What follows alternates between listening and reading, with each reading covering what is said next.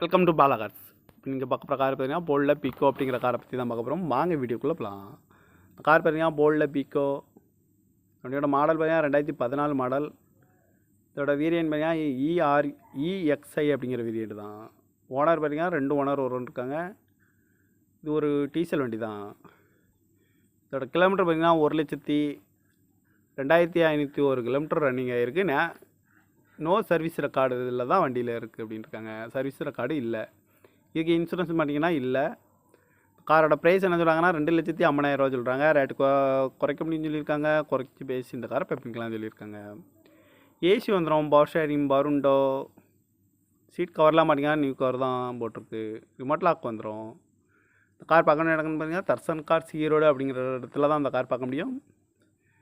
TN 11H0324 அப்படிங்கிற நம்பரில் தான் அந்த கார் இருக்குது அப்படின்னு இருக்காங்க.